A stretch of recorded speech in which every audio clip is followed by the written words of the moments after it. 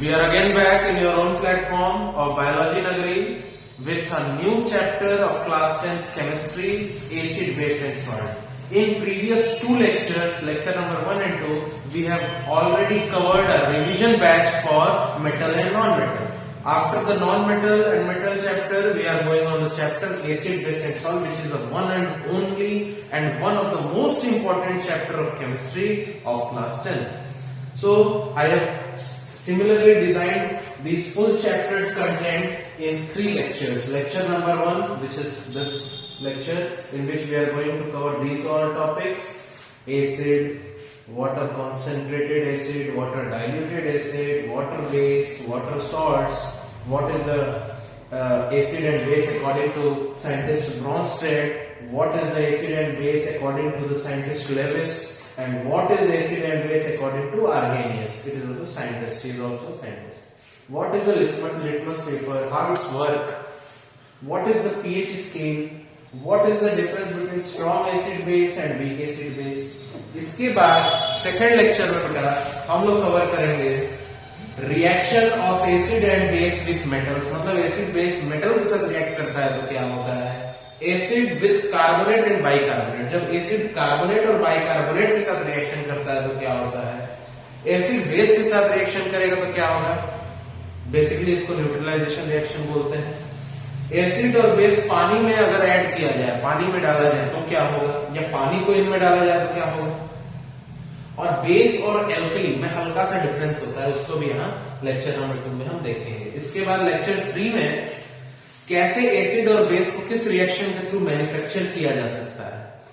Caustic soda, जिसको sodium hydroxide बोलते हैं, ये क्या होता है, इसका हमारे डेली लाइफ में किस तरह का इस्तेमाल है। कॉस्टिक सोडा के बाद ब्लीचिंग पाउडर, जिसको कैल्शियम ऑक्सीक्लोराइड भी बोलते हैं, इसका भी हमारे डेली लाइफ में इस्तेमाल है, देखेंगे कैसे। बेकिंग सोडा, जिसको सोडियम हाइड्रोजन कार्बन बोलते हैं। तो चूंकि इसके कंटेंट्स थोड़ा ज्यादा थे, मैं इसको अच्छे से डीप में बताना चाहता हूं, इसलिए मैंने इसको 3 लेक्चर्स का डिजाइन किया। तो आज हम इन सबको देखते हैं। सो लेट्स स्टार्ट बेटा, let's start with what is acid, base and salt. समझना स्टार्ट करते हैं बेटा। बेसिकली बेटा एसिड बोलते किसको है, तो एसिड वो केमिकल्स हैं जिनको अगर हम एक्वस मीडियम में डालते हैं, अब बोलो कि बेटा एक्वस मीडियम है क्या, it is nothing but a water, ठीक है। The medium of water is considered as aqueous medium. अगर हम एक्वस मीडियम में किसी एसिड को इंट्रोड्यूस कराते हैं तो यहां से क्या निकलना स्टार्ट होता है, H+ आयंस निकलना स्टार्ट होते हैं इन फॉर्म ऑफ बबल्स, ठीक है। इसको एसिड बोलते हैं। एसिड आर द केमिकल्स और the substance which produces H+ ion when it is introduced in aqueous medium. ठीक उसी तरह बेस की अगर हम बात करें बेटा, तो बेस वो सब्सटेंस है जिसको अगर हम एक्वस मीडियम में इंट्रोड्यूस कराएं तो इसके अंदर से OH आयंस निकलना स्टार्ट हो जाएंगे। तो इसका डेफिनेशन क्या होगा, Base are the substance which produces OH ions when it is introduced in aqueous medium, ठीक है।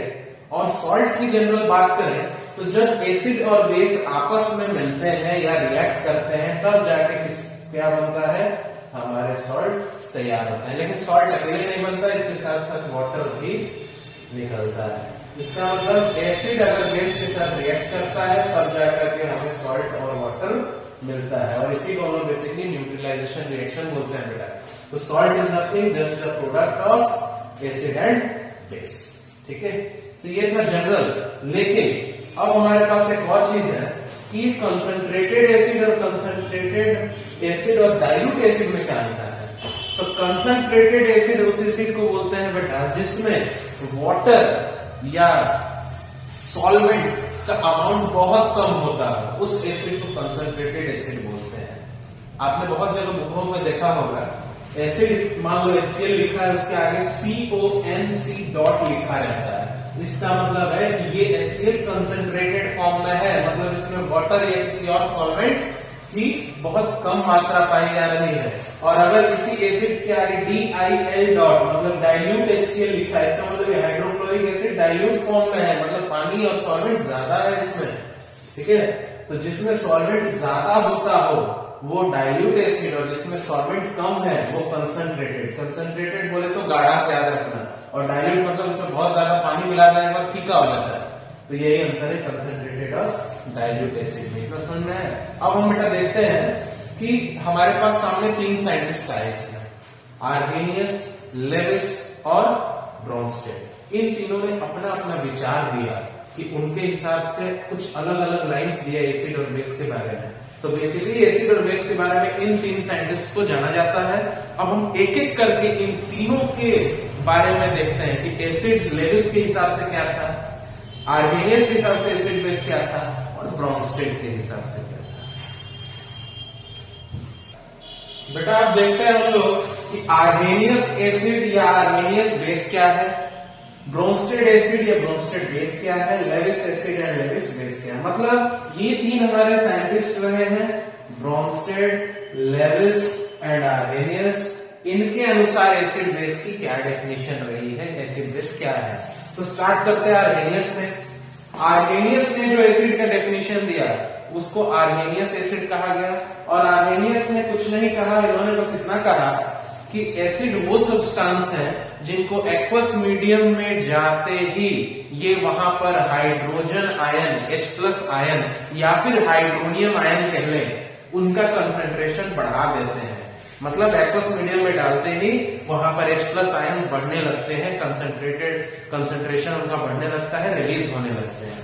मतलब आर्हेनियस एसिड ने कहा कि व्हेन सब्सटेंस इज इंट्रोड्यूस्ड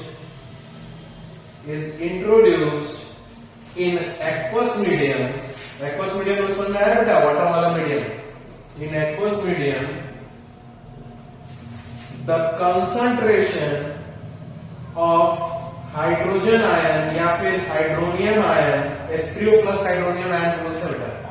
हम लोग आगे मौका मिलेगा तो इसको डिटेल में भी बताऊंगा मैं। बेसिकली जब पीएच पढ़ने वाला है ना हम उस दौरान मैं हाइड्रोनियम आयन के बारे में डिटेल में बताऊंगा। तो उन्होंने कहा कि substances introduced in aqueous medium when the concentration of hydrogen ion और हाइड्रोनियम आयन गेट इंक्रीजेस। उनके हिसाब से एसिड ये था। और इनके हिसाब से बेस क्या था, तो इनके हिसाब से बेस ये था कि अगर बेस को किसी भी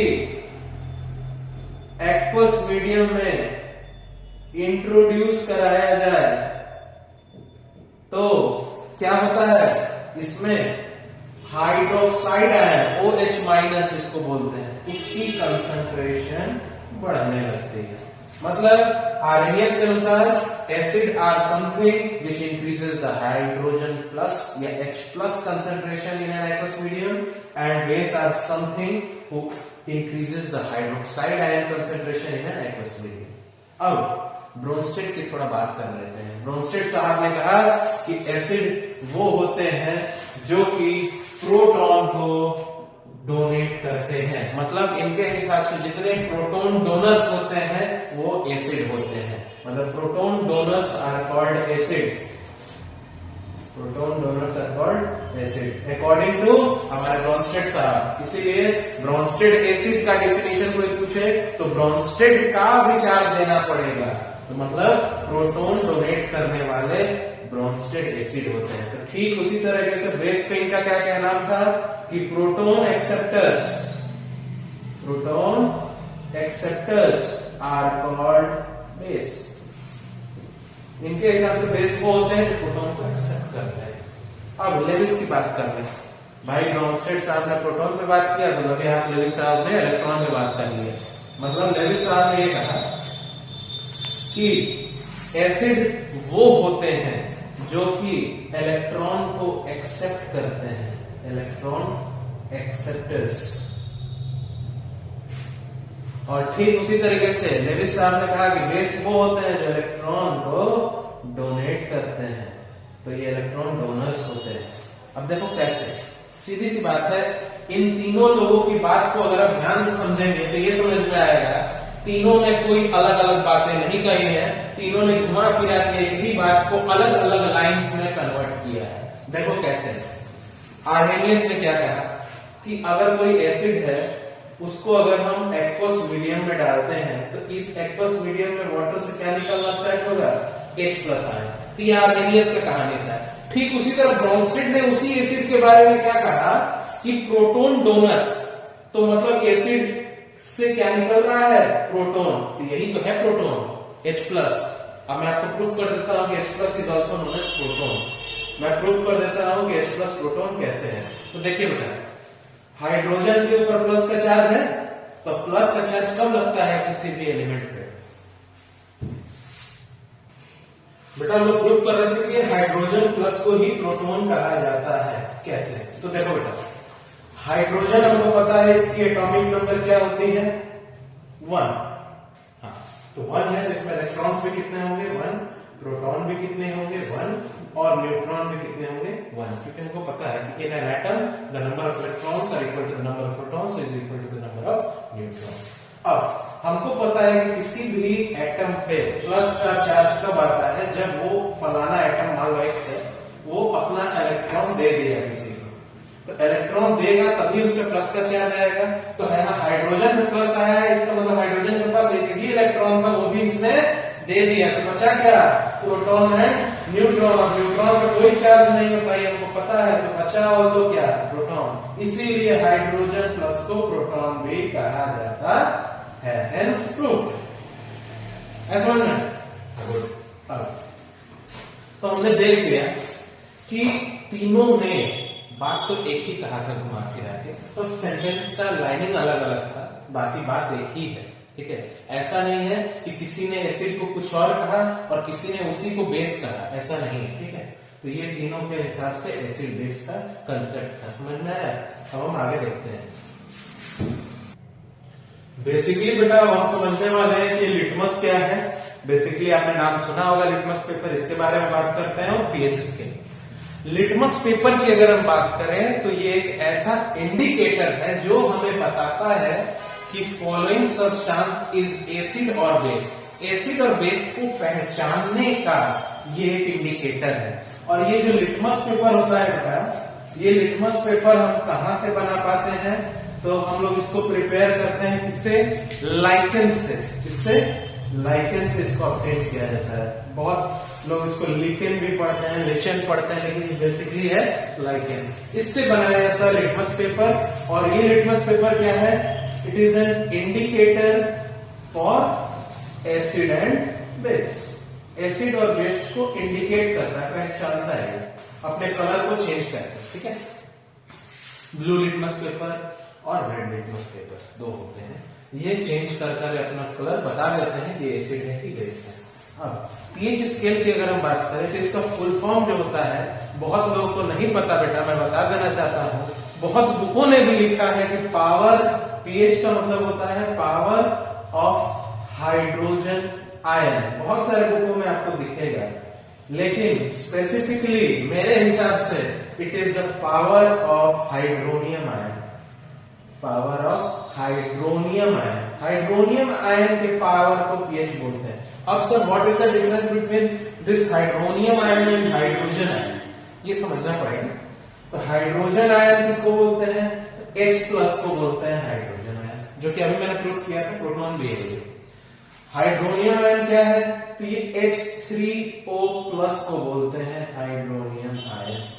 ठीक है, तो इसी के पावर को पीएच शो करता है। अब ये है क्या पीएच स्केल, ये स्केल है। स्केल बोले तो एक it is a parameter to measure acid base and salt. तो ये बेसिकली होता कैसे है, तो एक स्केल होती है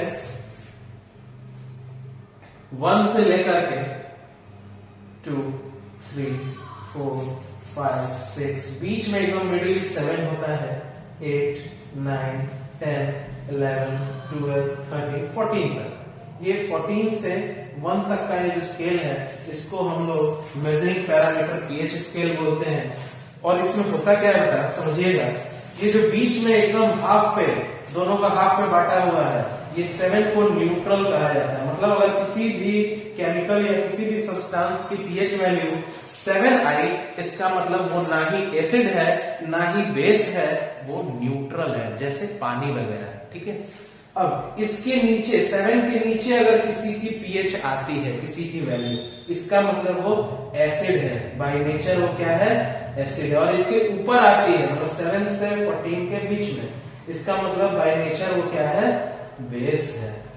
अब जितना ही नीचे की तरफ जाएंगे वो एसिड उतना ही स्ट्रॉन्ग होता जाएगा, और ऊपर की तरफ यहां तक, मतलब मान लो मैं यहां पे बांट देता हूं, 4 से 7 के बीच में अगर किसी की वैल्यू आती है तो इसका मतलब एसिड तो है ही। अगर किसी की पीएच वैल्यू 4 से 7 के बीच में आ रही है तो इतना तो समझ में आ रहा है कि 1 से 7 के बीच में कहीं भी होगी वैल्यू तो वो एसिड ही है। लेकिन इसमें भी 4 से 7 के बीच वाला जो है वो वीक एसिड कहलाएगा बेटा, ठीक है, वीक एसिड। और 1 से 4 तक वाले स्ट्रॉन्ग एसिड कहलाएंगे बेटा।